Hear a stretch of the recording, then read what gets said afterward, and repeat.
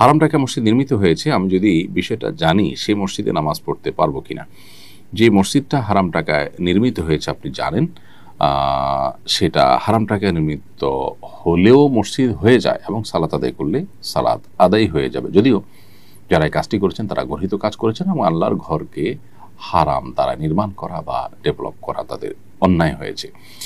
ইচ্ছাকৃতভাবে বা অনিচ্ছাকৃতভাবে কারো ঘরে উঁকি দিয়েছি, এ সময় কাউকে বেপর্দা অবস্থায় বা সতর্কলা অবস্থায় দেখেছি, এক্ষেত্রে তার কি হক নষ্ট হবে? তার কাছে কি মাপ চাইতে হবে? আহ, এরকম পরিস্থিতিতে তওবা ইস্তেগফার তো করতেই হবে। আর তার কাছে মাপ চাইতে গেলে তিনি যদি আরো বিব্রত হন, অপমানিত হন, তাহলে সেক্ষেত্রে আল্লাহর কাছে মাপ চাইবেন এবং তার কাছ থেকে সাধারণভাবে ক্ষমা চেয়ে নেবেন যে তার যেন কোনো দাবি দেওয়া, কোনো দুঃখবোধ, কোনো হক যেন না নষ্ট করে থাকলে আল্লাহ যেন মাফ করে দেন। এভাবে কমন মাপ চেয়ে নেবেন।